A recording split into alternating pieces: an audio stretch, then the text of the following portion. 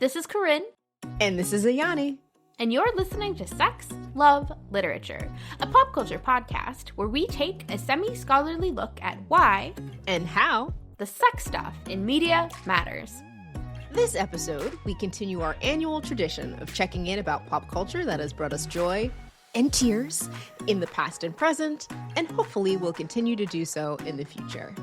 We cover what's sparking joy in February, our favorite pop culture of 2024, and what we're looking forward to most in 2025. If you'd like to share your favorites of the past year, or even what you're excited about coming up this year, follow us and let us know on Instagram, Tumblr, and Blue Sky at Sex Love Lit Podcast. And don't forget to subscribe to and rate our show on Apple Podcasts, Spotify, or any of your other favorite podcast platforms. All right, let's dive in.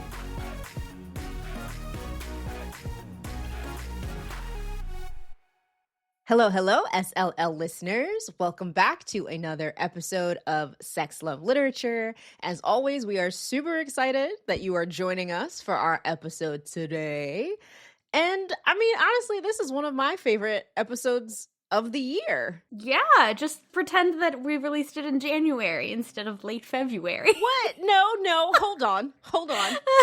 Our listeners voted to have A Court of Thorns and Roses released first before this. So this is not us being late. I mean, it's not us, but it's also us not releasing A Court of Thorns and Roses in December. You can't just let us have a win, can you? No, I cannot. Well, even though Corinne will not let us be great. I am why we can't have nice things. This girl, I swear. But this is our pop culture roundup for 2024, aka What's Sparking Joy, in which we kind of do a retrospective on the media that we loved last year. Mm-hmm. These are fun. They're less of a heavy lift, except for deciding what we want to talk about. That takes a little bit of time and effort, let's say. Yeah. But all right, before we get into it, we do have some business to cover. Business. It's not really that businessy business. But first, I will be going on to other podcasts to talk about two different CDramas. I'm not sure as we record exactly when those episodes will drop, but we will definitely link them in the show notes and on Instagram when those happen. But the first is that I am going to be on a bonus episode of Afternoona Delight with Sarah, who also hosts Afternoona Asks and has the Instagram KDrama This, and we are going to talk about Love Like the Galaxy, which is one of my very favorite C-dramas. You had a thought there, Ayani? I was going to say, our listeners have absolutely heard you mention Love Like the Galaxy before, or Galaxy before. So I think that would be a fun one for people to listen to get your more full thoughts on it, let's say. Well, and I think that'll also be a good episode to listen to because the way they do it, they do a pretty solid spoiler-free section at the beginning that's why you should watch this drama. So if you're not quite sold on Love Like the Galaxy or you're not quite sold on C-dramas in general, that would be a good place to check that out. What, you mean that they can do their non-spoiler and spoiler conversation in one episode? Well, I mean, we'll see how long it is. But I'm also going back on the Tea and Soju podcast, which Ayani and I went on a couple months ago. And this time we'll be talking about Flourished, Peony Part 1, which should be fun because I had a lot of thoughts about that too. Corinne hot takes on two different shows. Yeah, both C-drama historicals, both hopefully a good time. Yeah, I'm sure it'll be great. Continuing on with some business, besides Corinne guest starring across the internet, we are heading deeper into 2025, which means that we are even closer to our two live events that are taking place in the spring and in the summer this year. So first up in April, we have Romance in CNY that's coming up. Corinne and I will be doing some live podcasting with a live audience, which is very, very exciting. We will not be live streaming. I want to make that clear. We'll just be in person. Live streaming actually takes a lot of equipment. Yeah, we don't have the technology to support that behavior. Yeah. I mean, I wish we did, but we do not. But it's going to be really fun to have a live audience. So if you are a romance reader or a romance writer and you'd like to kind of check out what Corinne and I are like live, definitely get, I guess there are VIP tickets available for Romance in CNY, but I think it's also a free event if you just kind of want to roll up and hang out. So highly recommend checking that out. We'll put a link, and I have been putting links in our episode show notes to check out Romance in CNY. And then in July, we're going to be at Hanako-Kun, which is really exciting. We're going to be doing an exclusive podcasting event in which we're going to be speaking with 2 published romance authors, and we're going to be playing some games, and there'll be some goodies. And then I think for the rest of that event, Corinne and I are going to be wandering around doing weird podcast things amongst the crowd. Yeah, well, we will figure out what those are in more detail closer to. Yeah, and we'll of course let you all know. But I'm excited. Corinne said we should get SLL t-shirts, and I support that dream. I think we should do it. I'm just full of ideas about things we should get, and then I say them, and then they leave my brain, and I forget that I recommended it. Yeah, we're busy. We're busy ladies, so I don't blame you. But that is to say, we have a lot of stuff that's coming up already in the first half of 2025. So be sure to check out the 2 events we'll be at. Links will be in the show notes. And when Corinne's guest star episodes come out, we'll be sure to drop links to those as well. I don't know that we needed to say guest star there, but I don't know. I think you're a star. And when a star goes on another show, they're a guest star, right? Isn't that how it works? You know? Sure. Like well, when okay. the It's Always Sunny on Philadelphia folks went on Abbott Elementary. They were guest stars, right? Maybe. Yeah, but I'm just a guest. We don't call them guest stars when they come on our podcast. Well, yes. That's because we're the stars. No, I'm kidding. I'll tone it down. I'll tone down the cockiness for the rest of the episode. Okay. But all right, since that's just about all of that, let's, I guess, get into the episode. This is basically a whole episode about what's sparking joy. But to begin, we'll talk about what's sparking joy right now. So what's sparking joy is when we talk about something that we're currently watching, reading, or listening to that is currently sparking joy for us. So, Ayani, what is sparking joy for you at this moment? At this exact moment. So it's funny because since this whole episode is going to be sparking joy, it was kind of hard to choose something. And like, I've been eating really, really good this anime season. There's like 4 things that I'm watching that are consistently good, but I feel like I've talked about each of them on the podcast already. I know I've talked about Blue Box. I know I talked about My Happy Marriage, which I actually watched today before recording and cried. I'm pretty sure I've talked about Apothecary Diaries. I don't think I've talked about Toilet Bound Hanako-Kun, but maybe I have. I don't know. So instead of talking about anime, I'm going to shout out a movie that Andrew and I watched yesterday as of recording called My Old Ass, which was written and directed by Megan Park. This movie came out last year, later in 2024. So technically like still on theme, even though I just watched it yesterday. And the super quick synopsis is that a young woman named Elliot, she's about to leave her kind of more rural home in Canada where her family are cranberry farmers to go to the University of Toronto, and she can't wait to leave. She's so excited. And for her, I think it was her 18th birthday, maybe her 17th birthday, I don't remember. She and her friends go in the woods and trip on mushrooms. And for her trip, she sees her 39-year-old self. And they kind of have a connection there. And the kind of, it's kind of, I don't know, maybe, what's the word that I want? Not fantastic realism. Magical realism? I don't know. Magical realism might be it. You know, because there's kind of, I don't really want to spoil this movie. I did enjoy it, and I think people should check it out. But there is kind of extended interplay throughout the movie between the 18-year-old protagonist and her older self, who's played by Aubrey Plaza, who is always fantastic, right? Okay, yeah, I remember trailers for this. Yeah, and I didn't quite know what to expect. I just thought it would be funny to watch because Aubrey Plaza plays a character in the film who's like 1 year older than I am right now.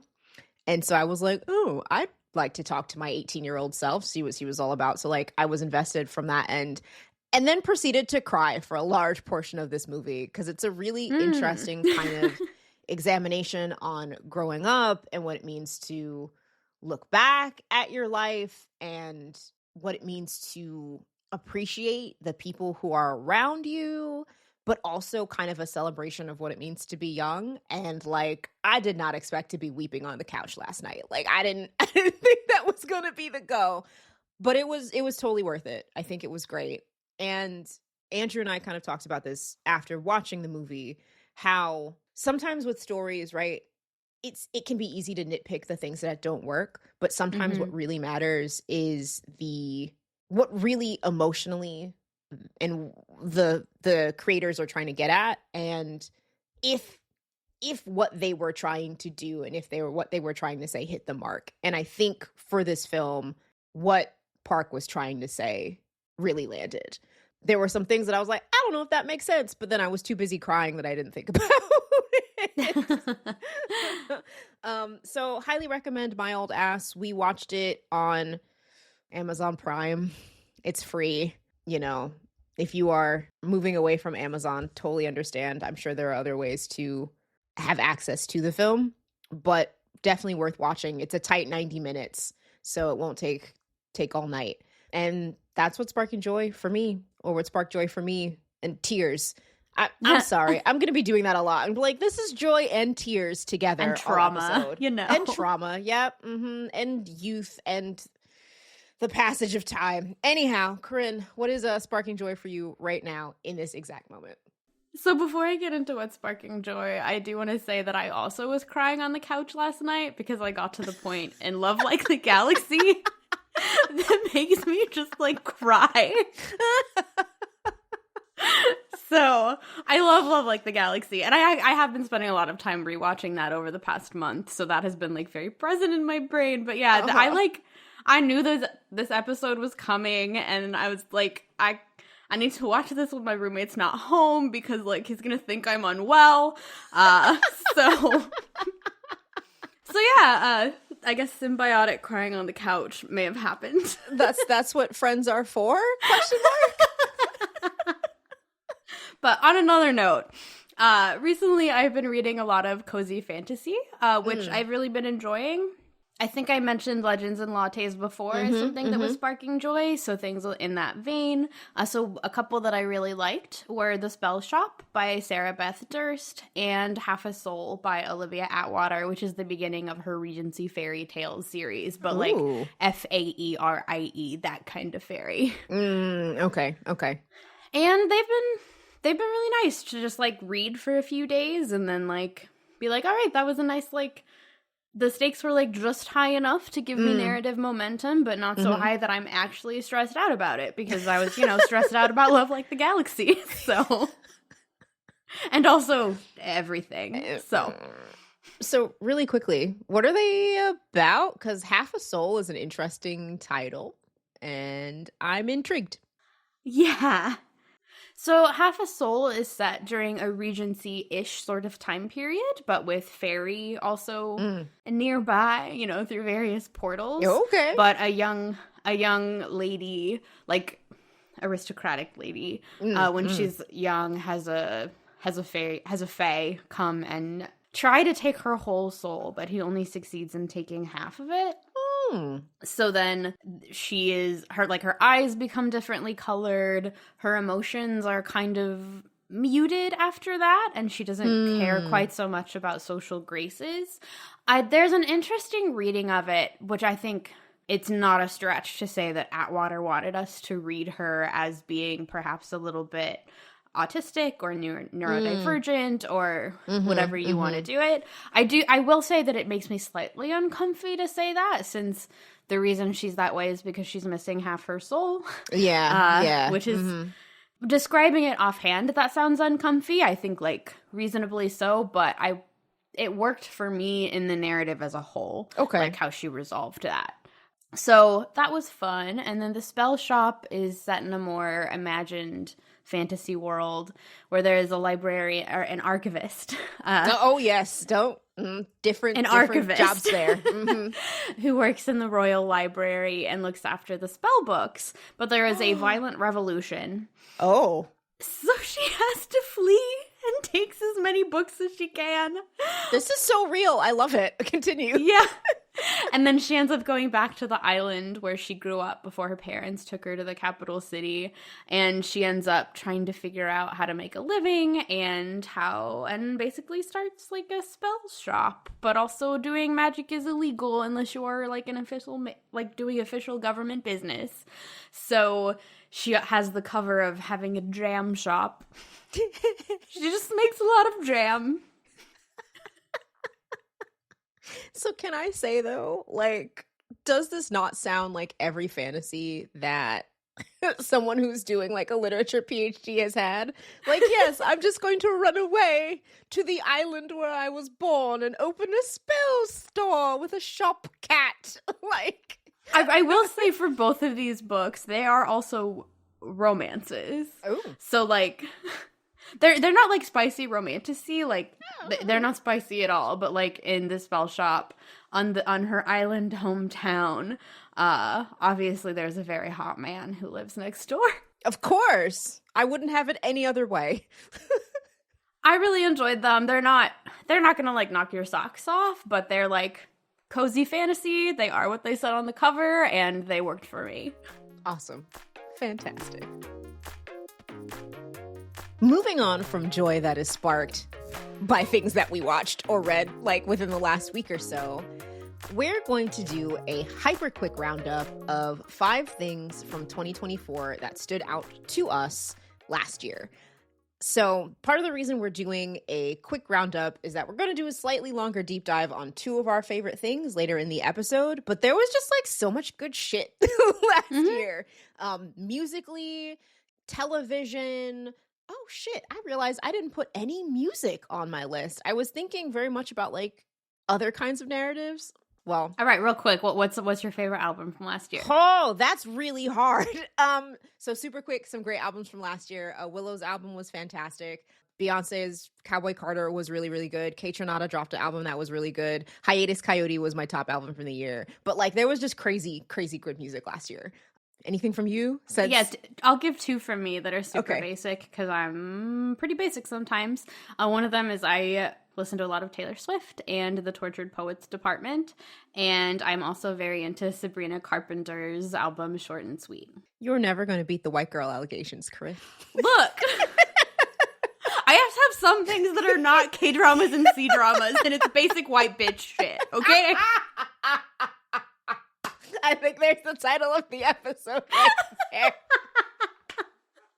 Ooh, that's funny. So, surprise, we did a super quick roundup of music that made us really happy. And then I was attacked. I think it was a very gentle attack, okay? That was like a light arm punch, all right? Okay. But I will say I have heard the Sabrina Carpenter album is really good and a lot of fun. I haven't listened to it, but I think, well, we'll come back to this, but that might tie into some of the things that I actually want to do in 2025. But our quick roundup of things from 2024 that are not music that spark joy for us. Corinne, why don't you get us started? Yeah, so first for me is the YouTube channel Yoga with Cassandra. Ooh. Which I really have been enjoying. I do also really like Yoga with Adrian, which people are probably a little bit more familiar with. And I do recommend Yoga with Adrian if you're a yoga beginner. I'm a little bit more of a yoga intermediate/advanced person. I was gonna say, you have your, like, teaching license. I do. So I would say advanced. Cassandra has more videos that are more... She has some more, like, beginner videos, but she also has some intermediate, advanced flows that I really, really enjoy.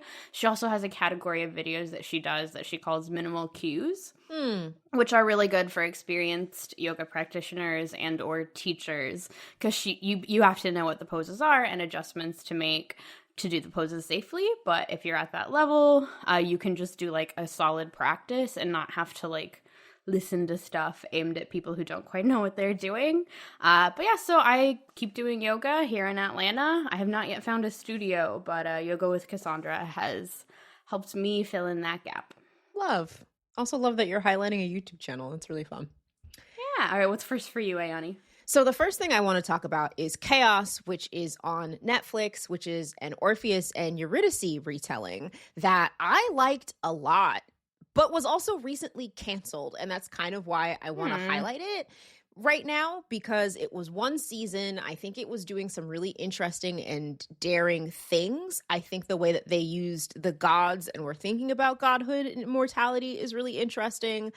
One spoiler, because it's a spoiler for the first episode, but like Eurydice wanted to get a divorce from Orpheus. So we're starting from the very onset with a dramatic departure from what we expect the myth to be.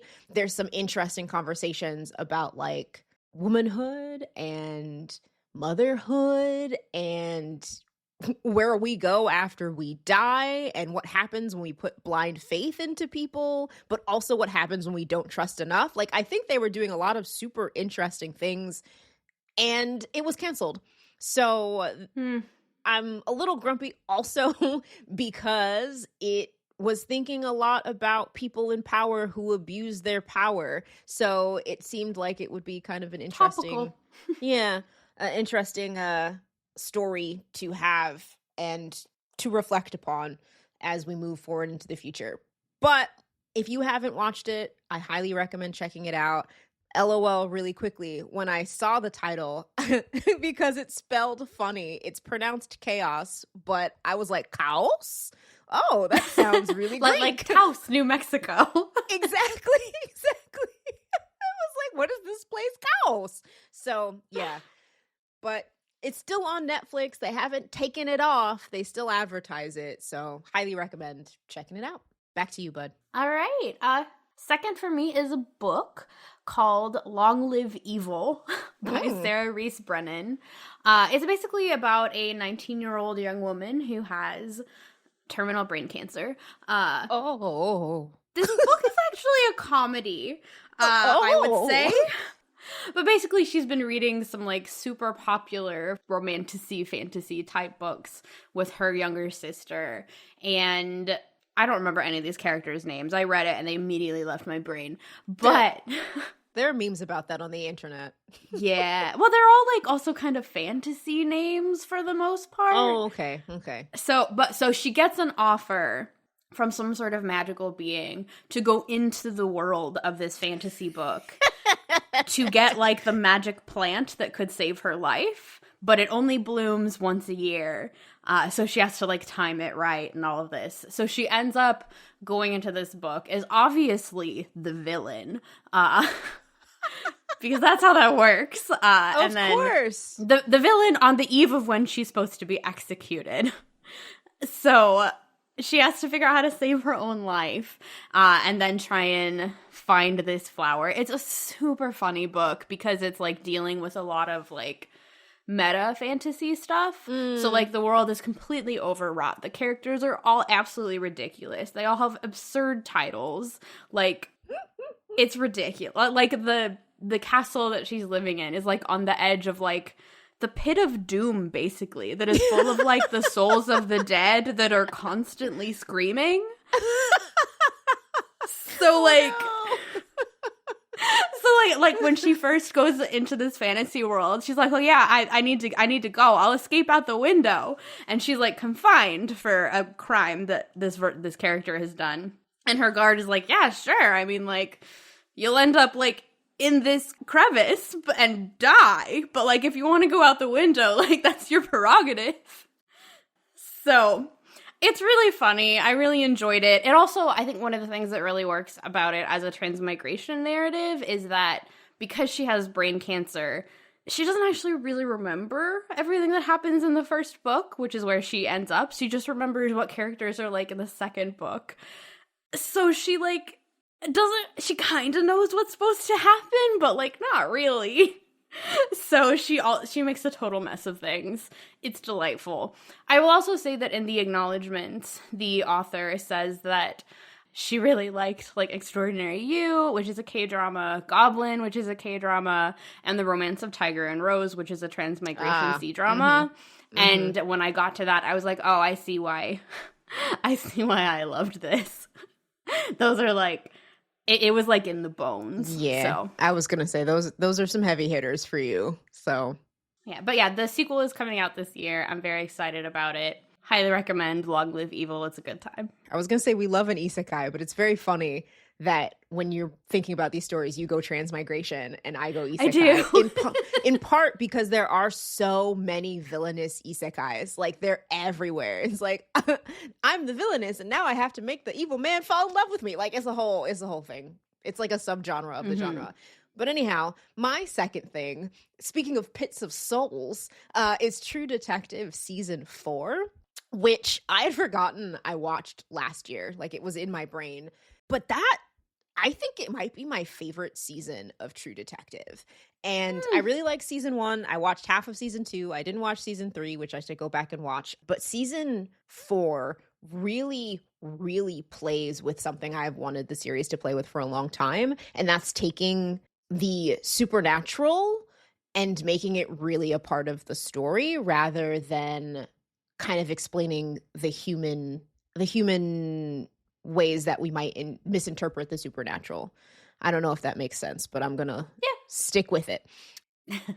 And it was just so well done. The super quick, because I absolutely don't want to spoil this, but it takes place in, I believe, Alaska. The subtitle, it's True Detective Night Country, and it's taking place during the time of year when the sun really doesn't rise, when it's just dark all the time.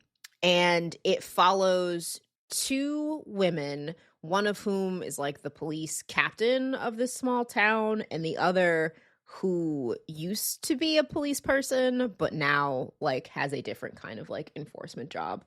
And they have to uncover this grisly murder that happened where the scientists who were stationed in this place because they were doing science research, which does matter, right? But they turn up all naked and frozen together in a mass.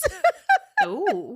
Yeah, it's wild. It's wild. And the show, and it goes some really, really interesting places. And I think interesting conversations is going to be my phrase for the show, I can tell. But it's doing some interesting thinking about like indigeneity and like, I don't want to say settler colonialism, but thinking a bit about like what it means to be inside and outside, what it means to hold on to identity, what it means to, you know, not necessarily know where you came from. It's doing some cool shit. It's doing some cool shit, and all the characters are sad and broken. And people just want to love them and they don't want to be loved. It's a whole thing. But it was a really, really good season. And it was one of those where I did not expect to be as sucked into it as I was. But I think Andrew and I, like, when it was the last 3 episodes, we're like, well, we're just watching this now. This is just what's happening. And I was really satisfied with the way it ended too. It was really, really good. So like, if detective stories are your jam, or if you liked other seasons of True Detective, I highly, highly, highly recommend checking it out. I think it was really, really cool, really well done, and really well acted. So, yeah, it was good shit. It was good shit. Cool. Well, next for me is the K-drama My Sweet Mobster. This is one where the marketing for it didn't hit for me at all, so I was going to skip it. But then people seemed to like it, so I was like, okay, I guess I'll check it out. But it's about a young woman, I mean like late 20s, early 30s, so not that young. Okay. But a young woman who is trying to be basically a YouTuber. It's not YouTube because, you know, it's the equivalent of YouTube. YouTube. Something like that. For kids, and to be like basically a kids content creator. But she's not having a lot of success because she doesn't have sort of like, she's not very like capitalistic about it, because she's worried about kids who like can't go out and buy the latest toy that would be the good product placement or anything like that. And she ends up crossing paths with a gangster, a reformed gangster, played to perfection by Tae-gu. He has the like deepest, sexiest voice. It's amazing.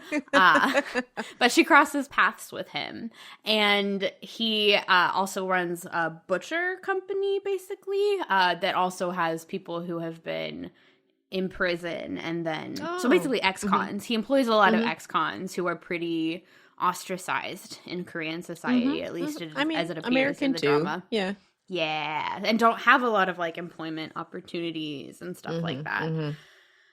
So it ends up being this combination, like really sweet rom-com with aspects of like gangster drama. Because he also, like, his dad is obviously the worst gangster of them all and all of that. But it ends up being really like a really sweet rom-com, but also then makes some, I think, pretty hard-hitting commentary about ex-cons and letting them reintegrate into society after they've done their time. And how often when we don't let them reintegrate, that just pushes them back into crime. So it was really good. I really liked it. It balanced, I think, genre mixing really well. I mean, if you go into it really wanting like a hardcore gangster drama, you'll probably be disappointed. But if you go in wanting a rom-com, then you'll be happy. I mean, it's called My Sweet Mobster, so if you went in only wanting a mob story, I think you picked the wrong show. That's not the show's fault. Yeah. All right, what's next for you? So next up is a book. I actually technically finished this one in 2025, but I started it in 2024, so it counts. So the book is called Someone to Build a Nest In by John Wiswell. This was actually recommended to me by a colleague of ours, a friend from our grad program, Samantha. Hi, Samantha. And the quick synopsis of Someone to Build a Nest In is it is about a shapeless monster who can make herself into shapes if she has certain props and accoutrements, who falls in love with a human woman.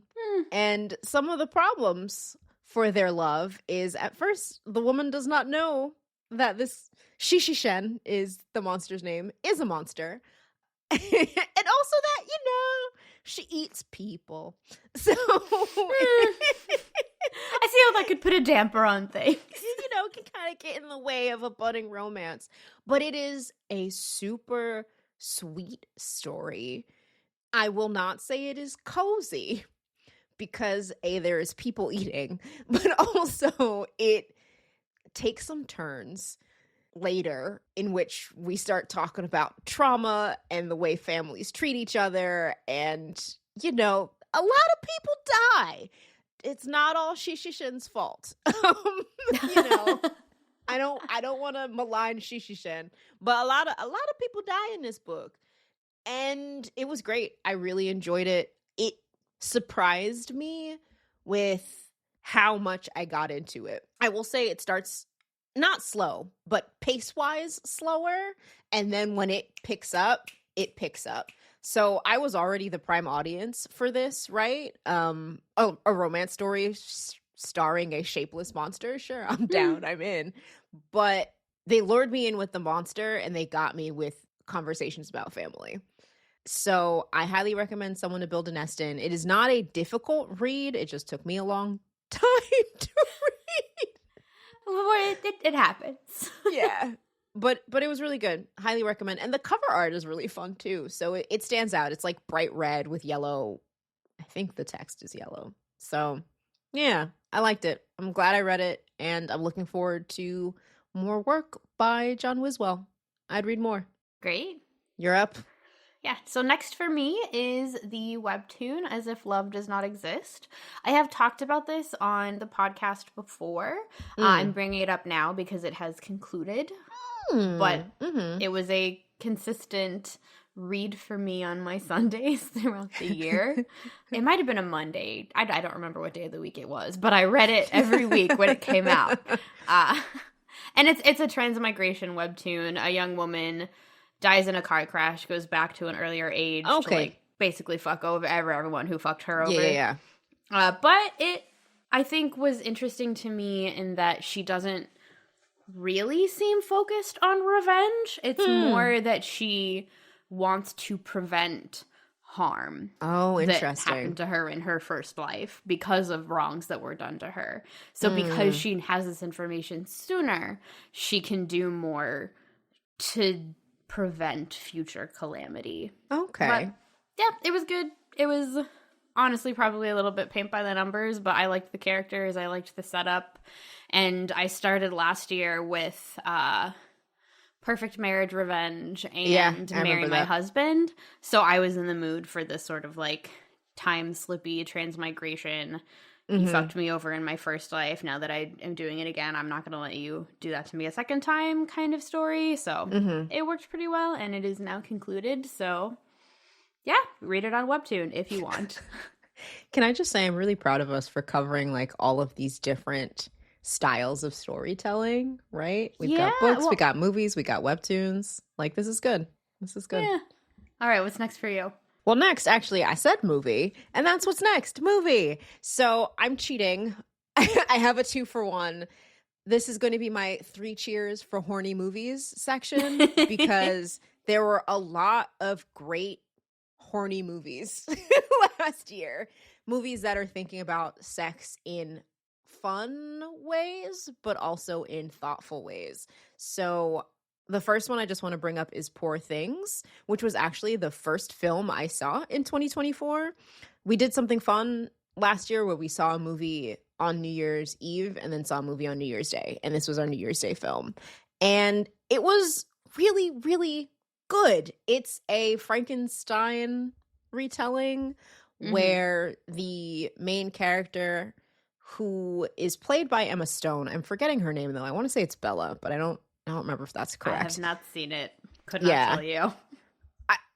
Honestly, I think it's one that I would love your feedback on or your thoughts about, because Bella starts, I'm not going to call her that because I don't remember her name, but she starts as like very, and I'm using this pointedly, but very childlike, because she's figuring out what it means to be alive and what it means to be a human again.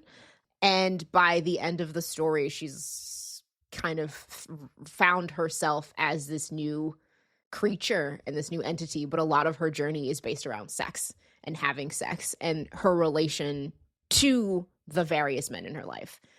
But I loved it. I thought Poor Things was so good and delightfully horny. And I would be remiss, I know I've already talked about this film on the podcast, but I would be remiss if I did not include Challengers as one of my favorite things for 2024.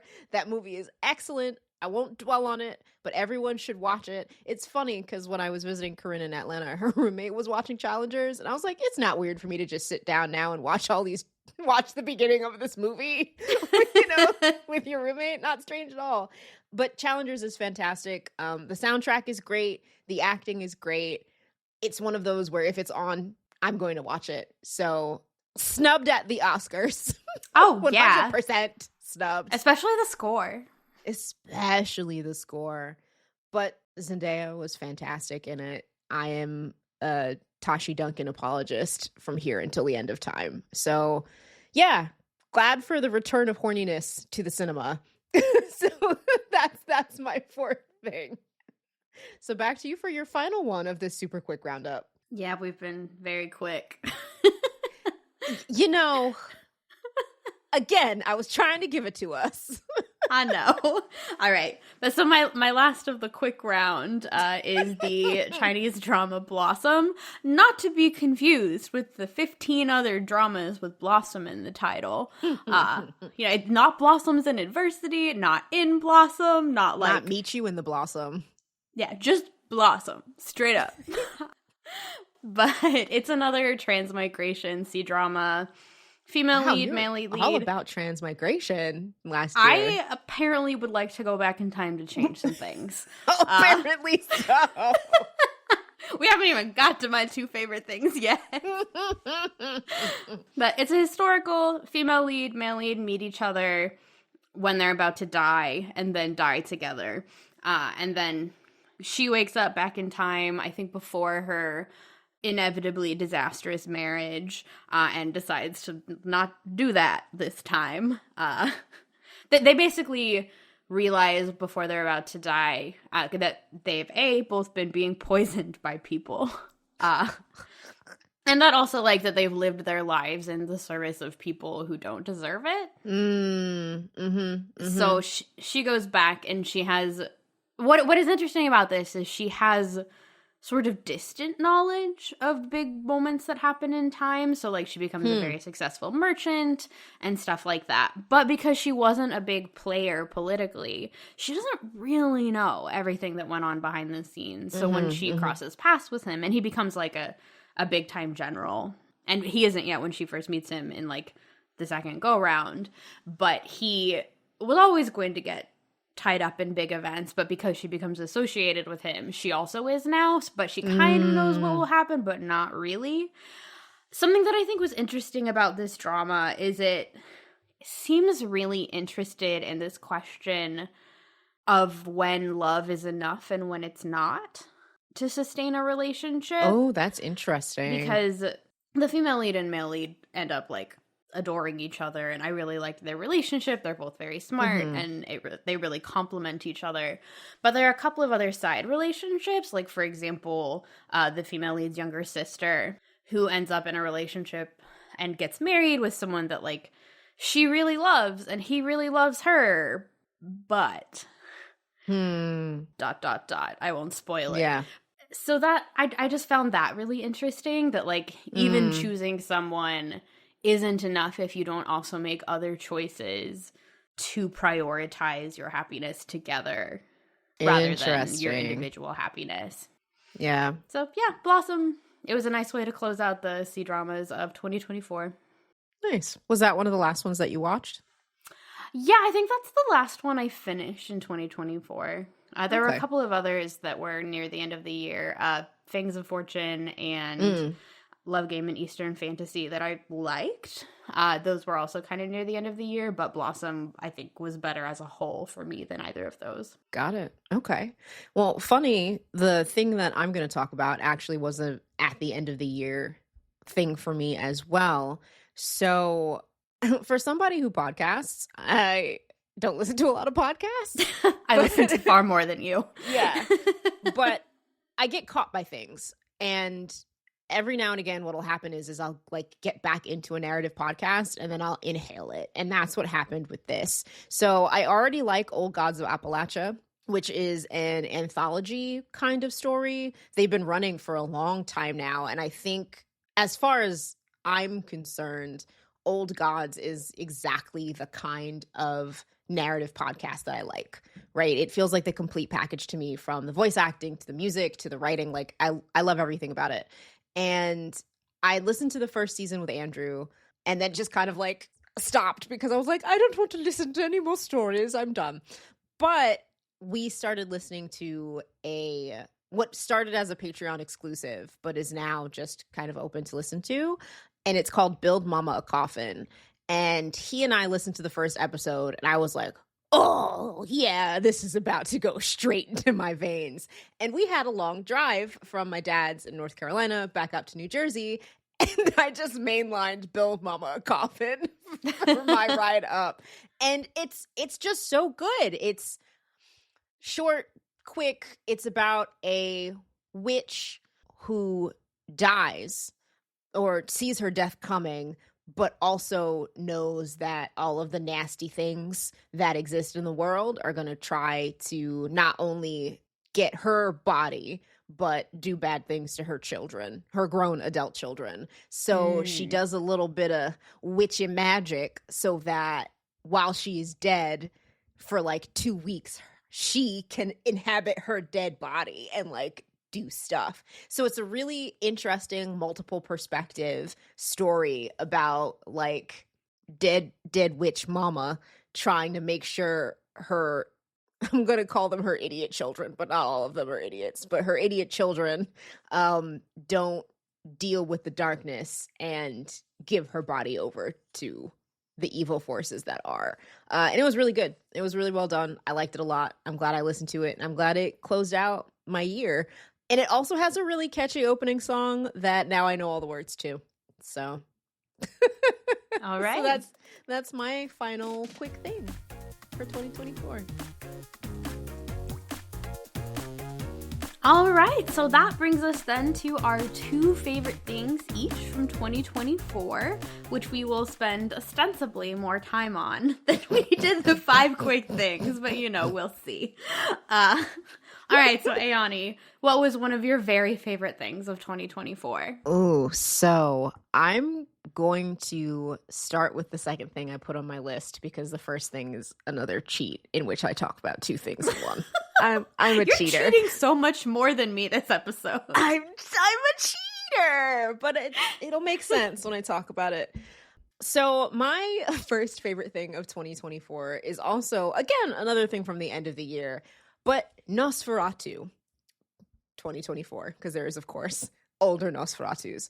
But this one is written and directed by Robert Eggers, and I loved this movie. It caught me off guard with how much I liked it, but maybe I shouldn't have been surprised.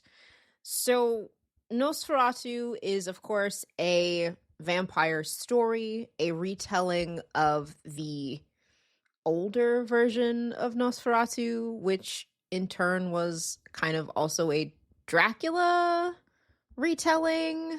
Mm-hmm.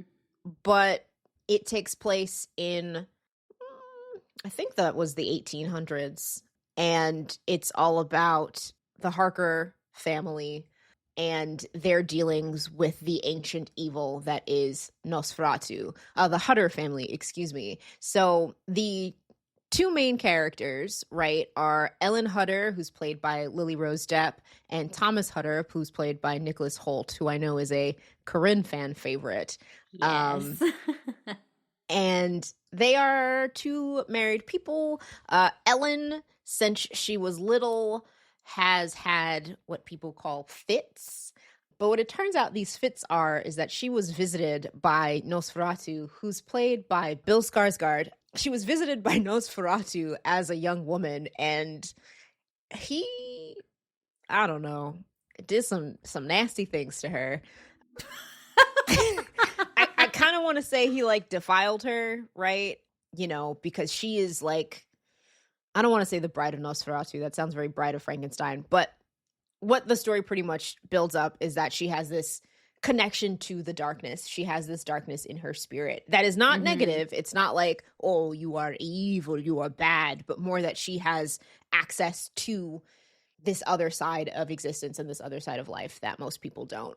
But it was just such a compelling, well-directed, well-acted film. I was in it. It didn't even matter that there were weird, freaky sex things, and I was watching this movie in public with my dad's significant other and my brother. That's who you saw it with. Yeah, and Andrew, of course. Shout out to Akinde. Hi, Kinde. Hi, Kinde. But it was just so good, and there's so much weird monster sex stuff happening. I should have known that this was going to be a movie for me. Andrew even said, he was like, I watched the trailer and I read the script, and you need to see this movie because it's really horny. And I was like, all right, fine. You've convinced me. I will say, because something that I've been getting more into is horror films, even though I'm terrified of horror films, but this is more of a gothic horror rather than a straight on slasher, blood going everywhere movie, which really still freaks me out. So I don't know. I just thought Nosferatu was great. I thought it was so good. And I'm trying to think if there's one specific thing that I want to call out. Oh, well, this is not the thing that I was going to call out, but there are great cats in it. Yeah. There are cats in it, and they're really fantastic. It's and I know this happens to you too, Corinne, but it's one of those films where I feel like I'm going to have to write something about it. I don't quite know what I'm going to say yet. My condolences. Yeah. Right? I need another thing to write. I don't know quite what I'm going to say, but I think there is such an interesting dialogue happening between sex and death throughout the film. And yeah, it's just tickling my monster brain, right? Because this is also the Nosferatu in the old film is absolutely it's scary, but it's also, he's a little goofier looking. You know what I mean? And this guy, he's he's scary, but also like, anyhow, there's something brewing in my brain about death and sex and monstrosity, maybe even like womanhood. I don't know. So it's gonna stay with me. I don't know what I'm gonna say yet, but like I need to see it again. Yeah. So something about Nosferatu that is kind of funny is that when I visited you and Andrew, and during one of Andrew's Corinne custody days, he tried to convince me to go see Nosferatu, and I was like, a horror movie? No, thank you. But then when we went into the city and I saw the poster for it and I saw Nicholas Hoult on it, I was like, oh, if you'd led with that, I would, like, if you led with Nicholas Hoult is in this movie, I would have been persuadable. And he was like, oh, yeah, that's on me. I should have known. And he's also really good in the film. Like, he does a great job, you know? And he made it seem like he really enjoyed getting bit by those vampires. Man, this movie, like, we have talked about in our Demon Lovers episode, I believe we talked about this, but how, like, the vampire's bite is sexual, right? We also talked about that in the context of Lost You Forever. Oh, yeah. We did talk a lot about sexy vampire bites. This film is like, you thought you knew that, but I'm going to show you how sexual the vampire. Gonna make sure you really know. You're gonna know. We're not really giving spoilers for these movies, right? No. Okay. I'll say this really codedly, but there's one scene where he like kills somebody and then throws them to the side like a discarded juice box, and it's the craziest thing. I'm like, this was so fucking rude. So I won't say who it was or why in particular it was so rude, but the way Nosferatu was just like flump, I was like, Jesus, this is a lot. But yeah, so it was great. I loved it. It was dark and gritty and there were cats. So what, taking the proverbial mic then, one of my top two is the Chinese drama, The Princess Royal, also known as The Grand Princess. You sometimes have to search both because if you search The Princess Royal, you often get The Princess Royal of England, who is like a real person. Yeah. So, I mean the CDrama. But it's another transmigration CDrama where, look, I have a theme. Clearly. But the setup for this one is that the Princess Royal, so the sister of the Emperor, has been in charge of the country for a number of years. Her brother is kind of a shitty emperor, it seems, but she loves him dearly and wants to like keep him in power. But she's like about 40 or so when the drama opens, and she dies by being poisoned, and she thinks that it was her husband that she is currently estranged from, who basically leaves the opposing political party in the country, and so she orders him to be assassinated in a like, you kill me, I kill you, them's the rules kind of situation. But she wakes up after her death back in her 18-year-old body right before she was about to marry her husband. And they this is, I think, one of the best parts about this drama to me, is that she and her husband recognize each other from, like, their past selves almost immediately. Because they play a game of Go. And basically, it's it's the last game of Go they played when they were still on speaking terms as like fully grown adults, and they recognize how like each other's grown-up strategy and are like, you you killed me, how dare you. So they end up deciding to get married again, but just for political reasons, obviously. Of course. So that they can prevent all of the tragic things that happened that got their country to where it was. Okay. And I found, like, the second chance romance aspect of it really compelling. I also really, really liked Li Rong, the female lead, as a character, because she's extremely intelligent, but not always, like, emotionally intelligent. So Mm-hmm. she doesn't always understand like the emotions behind that are motivating other people to make the choices that they do. And Interesting. throughout the drama, she like, since she and her husband Pei Jun are working together, when they pool their information, she learns a bunch of things about people that she didn't know the first time. So, like, for example, I'll do a small spoiler. The Empress from the previous timeline who married her brother, she thought it was like a very composed, like, very educated, very, like, well-mannered woman. And when they find her in, like, the present timeline, she has been sneaking out as a boy to go to a gambling house instead of going to, like, poetry readings, in scare quotes, that, like, she said she had always gone to. So this is where, like, Liron goes to find her. And her husband is like, should we look next door, maybe? Perhaps? So that's really funny.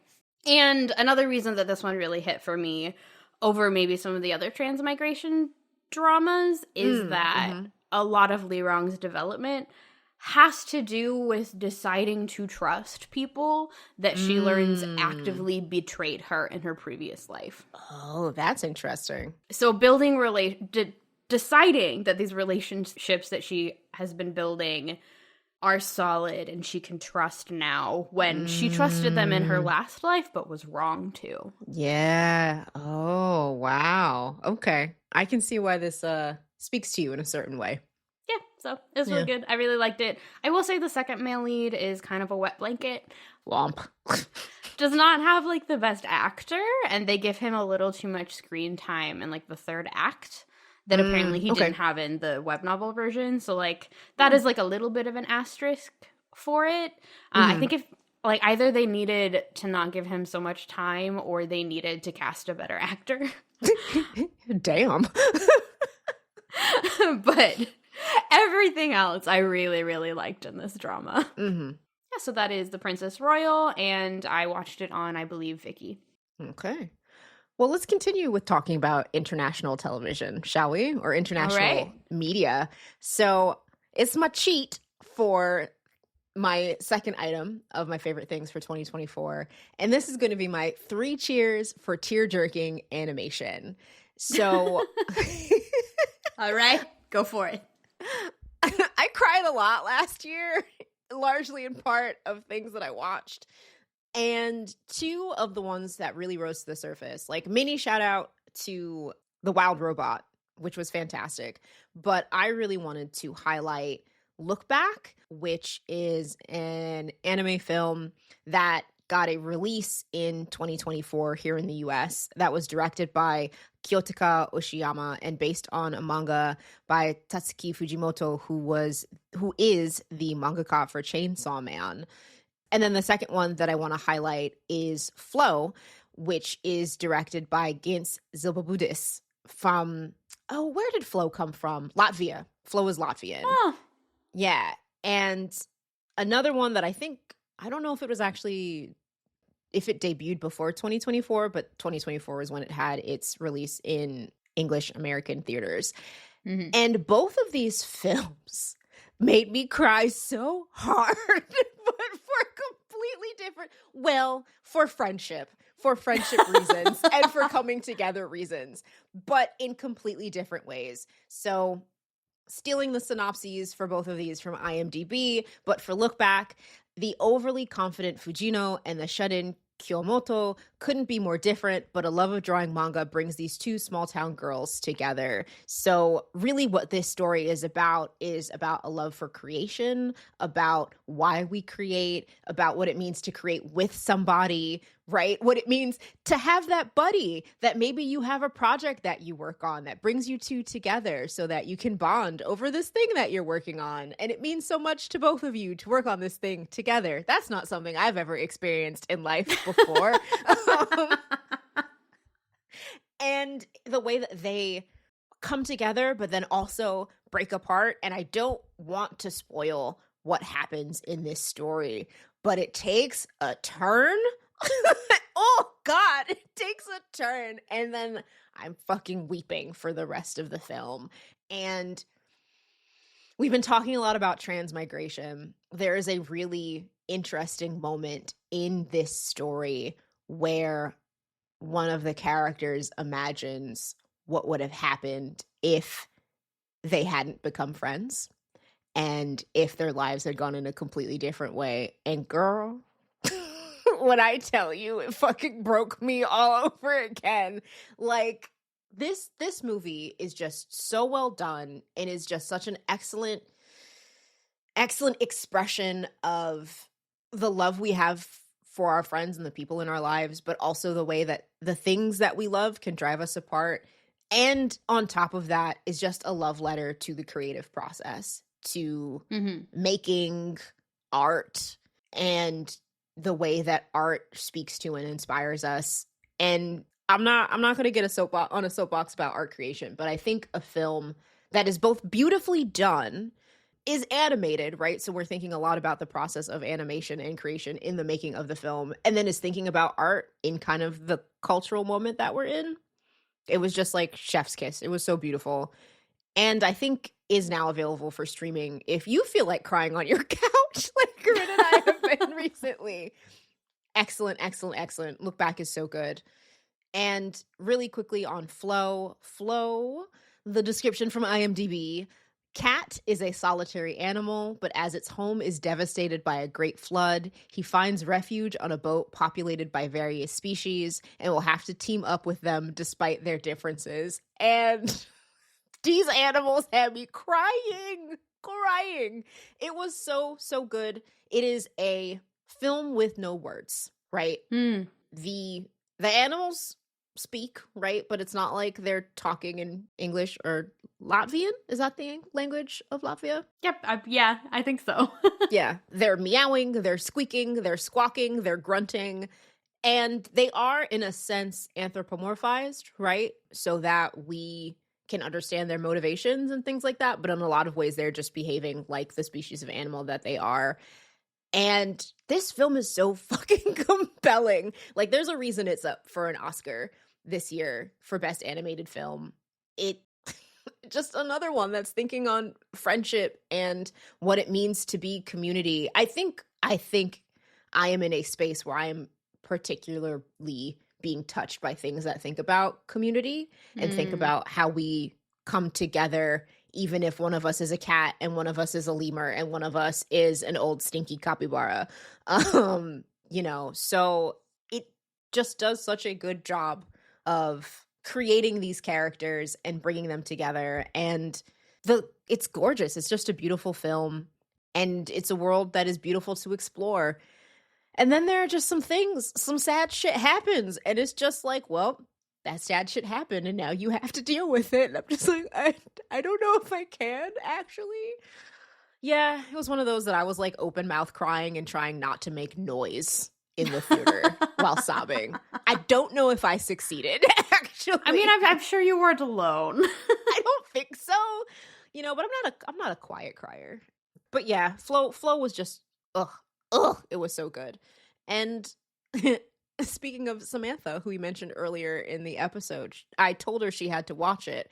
And last time we talked, she was like, so I watched Flo and I'm mad at you because it was so good, but I can't watch that movie again because I cried so hard. But that means that everyone should watch it because it's so, so good. If you are somebody who is compelled by animation and are interested in the different ways that film can work when you're working with animation, highly recommend checking out both Flo and Look Back. Thank you very much. I'm going to get off my sad soapbox now and turn the mic back over to Corinne. Okay.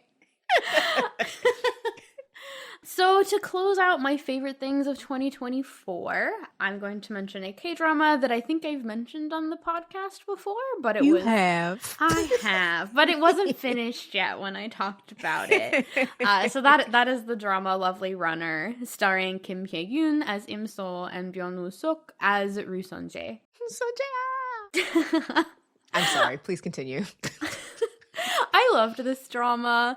It's a time slip drama more than a transmigration drama.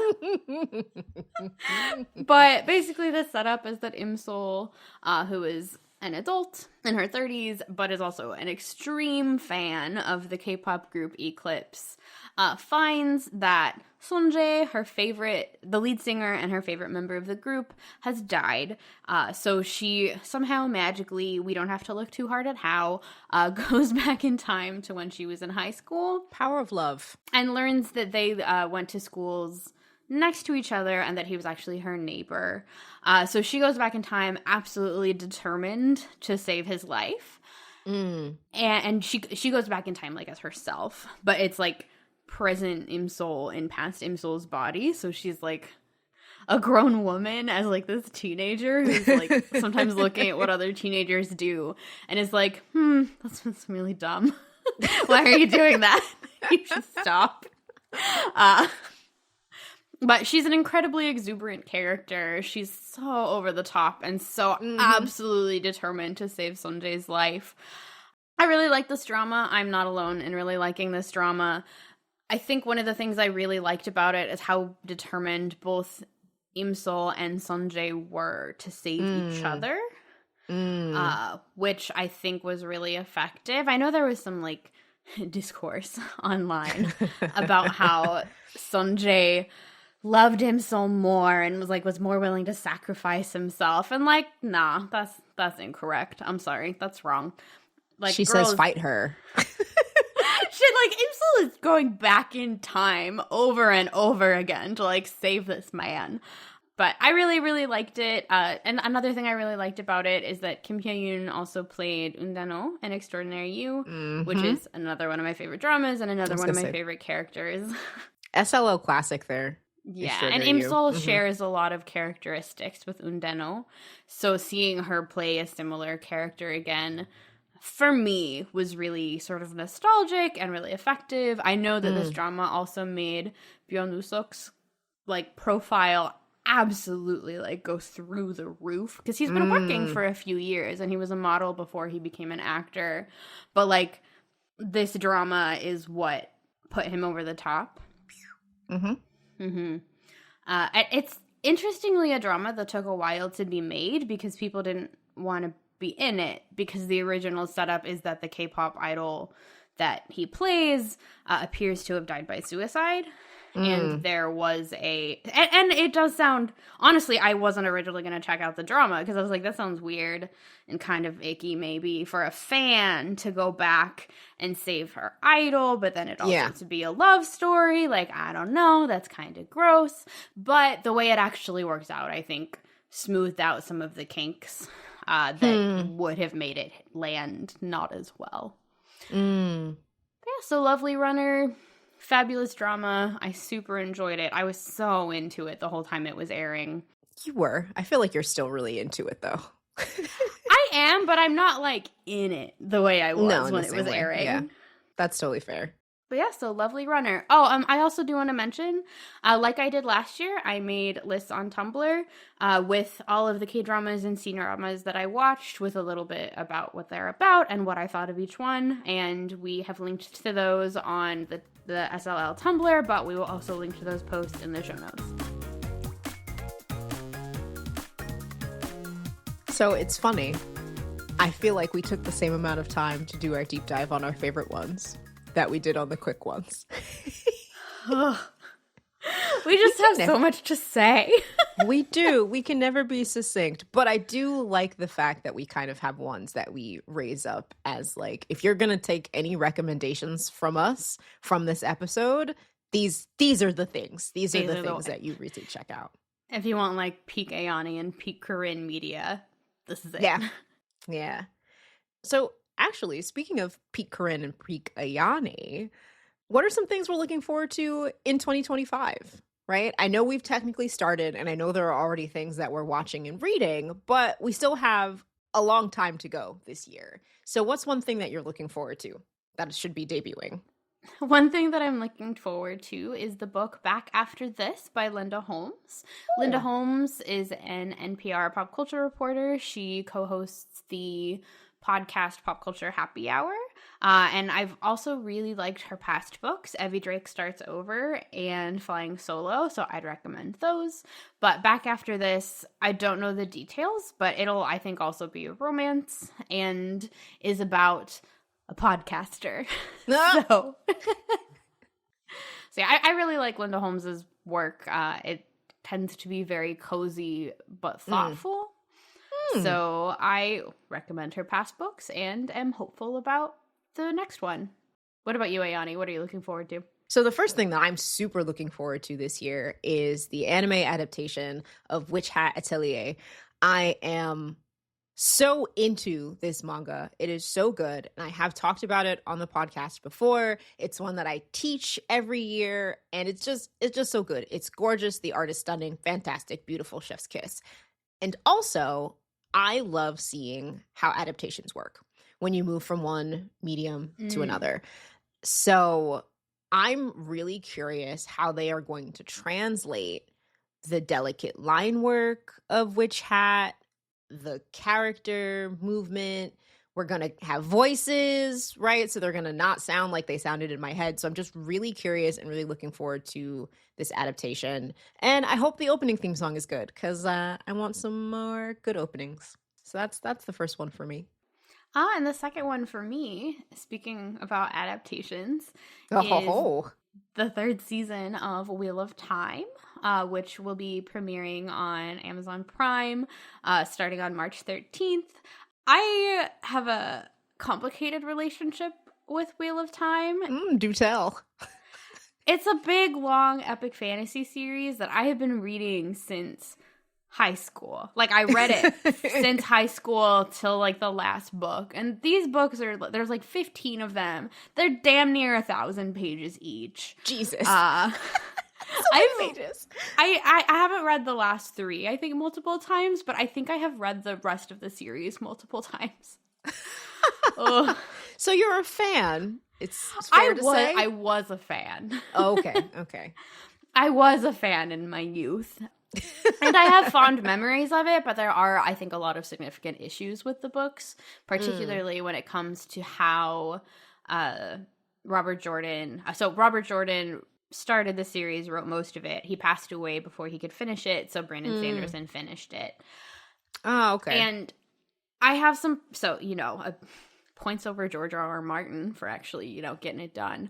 But I would say shots fired, but those are some pretty common shots to be fired. So yeah, and also the other man died. So like, and he made plans. So anyway, there are some problems with gender. There are some things about it that are like, I don't know about that. But I am finding that in the show adaptation, they are changing and adjusting a lot of the things that originally made me uncomfortable in the original series in a way that I find honestly more compelling. Obviously, things are going to change when you take 1,000-page books and change them into like 8-episode seasons of television. And like they're not going to get 15 seasons, so they're not even trying to do like a season per book. Like it's But what that means is that there are a lot of book purist fans who are not fans of the show. Okay. But I really like it. I think it's a good time. I am also pretty hot for the Forsaken, who are the top followers of the Dark One, particularly Lanfear and Ishmael, affectionately known as Ishi. We are getting some more of the Forsaken in season 3, like Mogedion, affectionately known as Moggy. These are like the worst people ever to have lived, and they have like the dumbest nicknames. Adorable nicknames like Ishi. Oh my goodness. But I'm really excited about season 3. I think because I have lost a lot of the fervor I originally had for the books, I am able to enjoy the show a lot more because I remember like the feeling of it rather than the details. Got it. Okay. So for my last one, I'm going to go back to film here. I am excited for this film that's coming out called Sinners. Michael B. Jordan is playing a set of twins. So he's doing two different characters. And I think from what I'm gleaning from the trailer, he's kind of not the most scrupulous man. Like, you know, a little bit involved in some less than above board activities. Let's say he's giving gangster, right? Okay. But in this sleepy kind of, the vibe I'm getting is in this sleepy kind of like town. This is in the past. Maybe like 1940s, 1950s. You know, he's setting up shop. He's returning home for some reason. And it seems like, I don't know if the veil is just thinner here or if this is just where some nasty things hang out, but we're about to have some vampire problems. So running on the train of vampires here, it looks like it's an action horror film where vampires, who all of them are white. So I think we've got some racial dynamic stuff happening here. Maybe not all of them. I think I saw one person, well, I don't know, getting all this from the trailer. But there's about to be some vampire problems. So it's about this community having to like fight back against these nasty vampires that have come to town and are going to wreak havoc. But there's also something here about like how some gifts are there's someone who's a musician and the music is so beautiful. It seems like things from beyond are attracted to the music. So like, I don't know, someone's gifts might be leading them to be tempted by evil. I don't know what's going to happen. Anyway, Michael B. Jordan is in it twice because he's twins and there's vampires and there's music and all this kind of stuff. So it seems, again, like a movie that's up my alley, even if it might give me nightmares. So I'm excited about it, though. So looking forward to that. All right, a continuation of your horror kick. Yeah, apparently so. But this one has a hot main actor, so, you know, I'm drawn in. I'm like, I can look at Michael B. Jordan for an hour and a half and be scared while I'm doing it. But yeah, we've got some exciting things coming up for 2025. We do. So continuing with exciting things, one of our traditions in our What's Sparking Joy episodes is to look back at our pop culture predictions from last year and then have a new set of pop culture predictions or resolutions that we put forward into the world for 2025. So for this year, I'm going to point to you, Corinne. You know what? I'm going to read your resolution from last year, and then you tell me if you were successful. So last year, our dear Corinne said, I'm hoping for a good K-drama year, since last year's C-dramas kind of took over for me. Also hoping that I will remember how to read, since I am told it takes about a year after graduating for that to kick in. So, what happened? So I'm going to say... LOL, no, on the K-dramas. Really, except for when the phone rings and Lovely Runner, there were very few that, like, fully took hold on my brain. There were, like, a handful of others that I did enjoy. So, like, My Sweet Mobster, No Gain, No Love, that I was like, oh, like, that was nice. But it was like, that was nice. Rather than, like, wanting to insert it directly into my veins. So it was, again, mostly a C-drama year for me. Oh, and then reading. Yes. I seem to be reading again. Like, I talked about books this episode. I talked about books, maybe not last episode, but I think the ones before that. So, I think you did, yeah. I think, like, October, November, and then especially December is really when I started reading again. My parents got me a new Kindle for Christmas, which I really like. Oh, nice. My last one was old enough that, like, I had to wait, like, a second to turn the page, and that was... Oh, goodness. That just really wasn't working. No. So... That's funny. New Kindle, more books. I do need to figure out how to get books since my Kindle that I can buy from places other than Amazon, so that's a future Corinne project. Yeah. But I think it's possible. I just need to figure it out.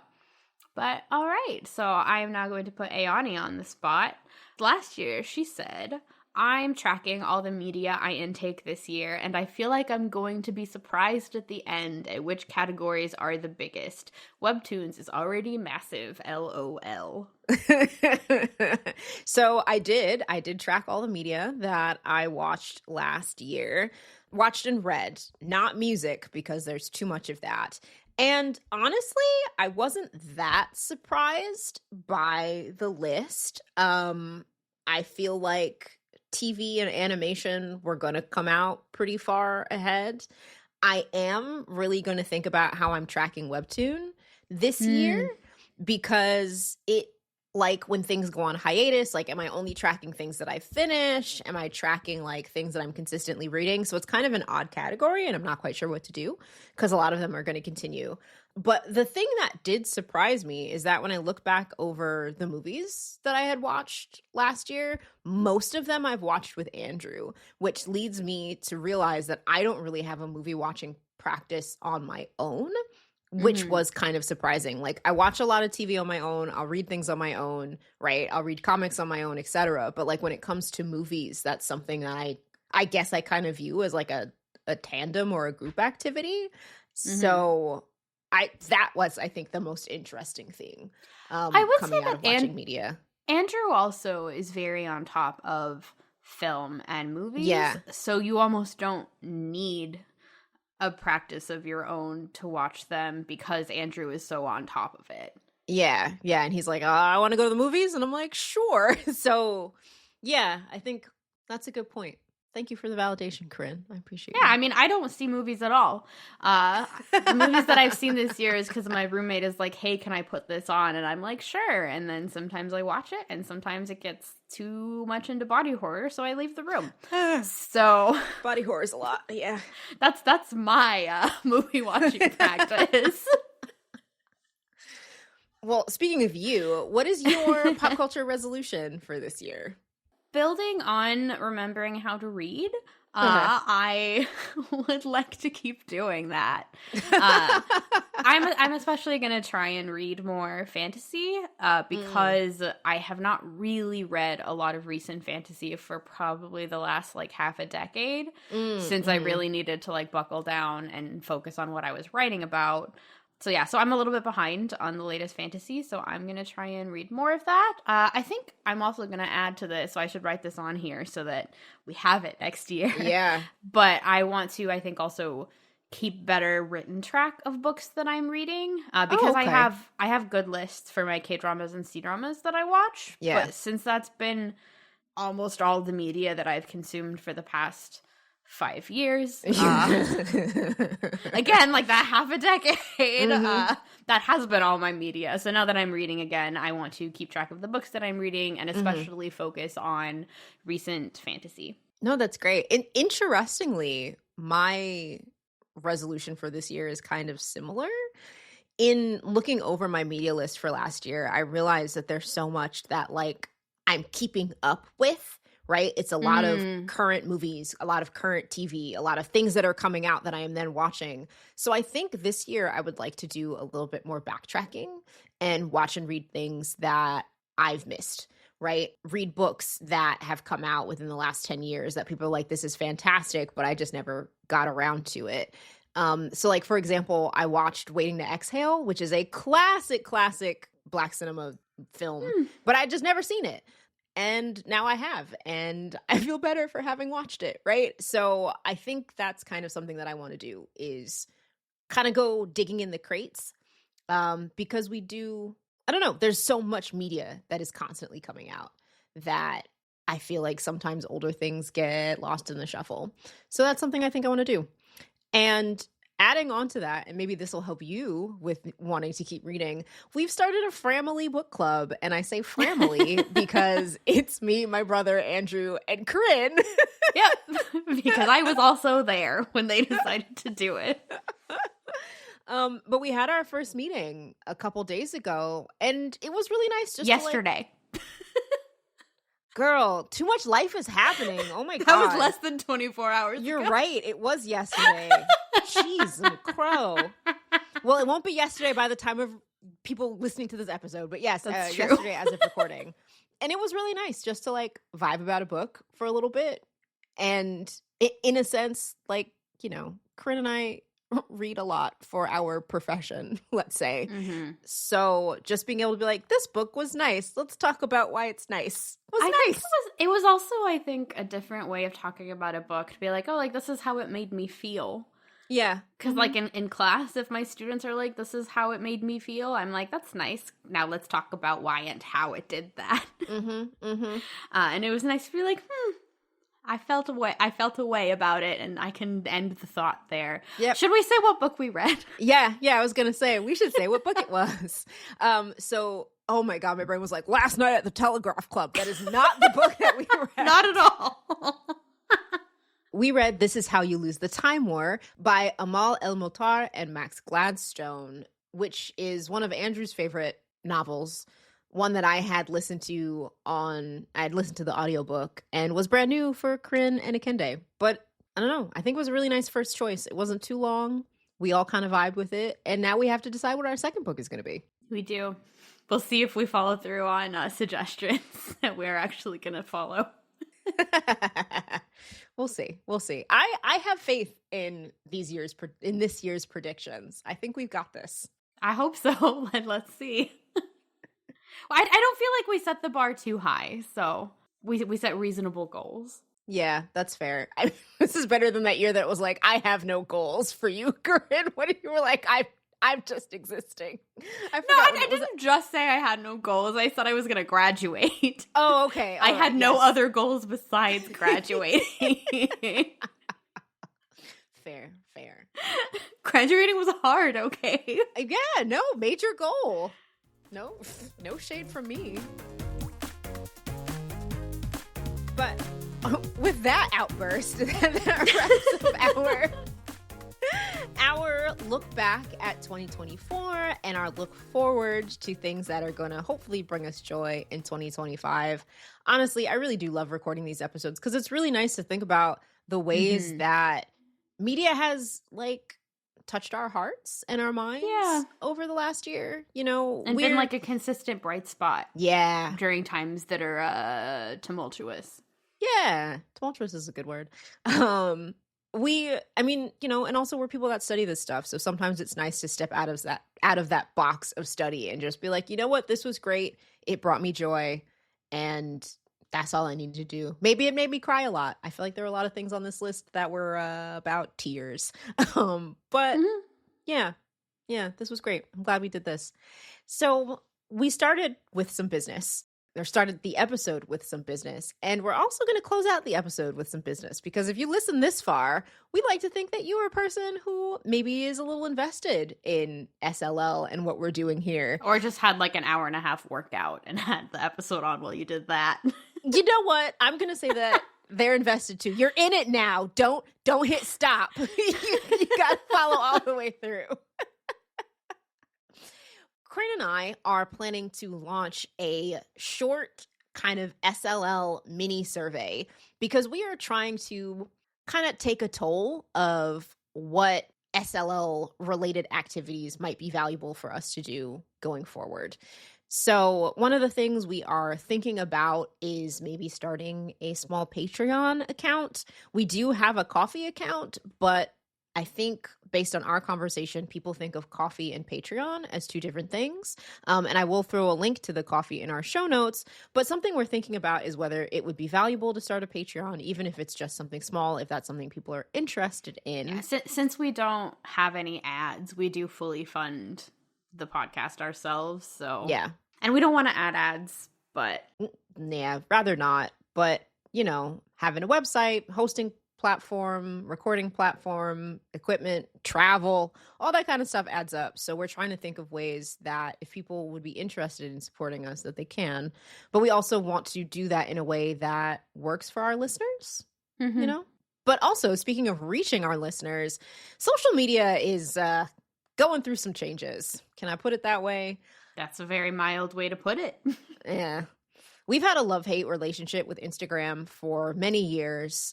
We've tried other platforms. We're on Blue Sky. We're on Tumblr. We're sometimes on Threads if I'm like up late at night and want to shit post a little bit. But we're thinking about starting a newsletter. However, that's a thing that takes effort and time, and we want to make sure people are interested in receiving a newsletter from us before we start doing it. So if you have a little time between the launch of this episode, which is February 28th, and the end of March, so we'll go March 28th, to give us a little feedback on how you like engaging with us. That would be super helpful, right, in us planning for 2025. And also maybe a little lucrative for you, because we're going to do a random drawing for a mini prize pack of people who fill out our survey. So there'll be a link to this survey in the show notes. It's going to be a Google form because, we're not that fancy. But we'll need just to include a little bit of information about you so that if you're chosen for the raffle, we're able to get a prize to you. Anything you want to add, Corinne, about the mini survey? No, just a way for us to check in with our listeners and make sure that we are reaching you as best we can given the rapidly changing social media landscape, I think, is a way to think about it. Yeah, I think that's a great way to think about it. In the meantime, there are places in this rapidly changing social media landscape where you can find us. We are on Blue Sky, Instagram, and Tumblr at Sex Love Lit Podcast. You can always find us on our website, sexlovelitpodcast.com. And if you are so inclined to shoot us an email, you can do that at sexloveliterature@gmail.com. All right, this has been what has sparked joy for us throughout 2024. Did you read, watch, or listen to anything we mentioned? Is there anything that you think we should check out that was really important to you in 2024? Find us and let us know, and we will talk to you next time. Bye!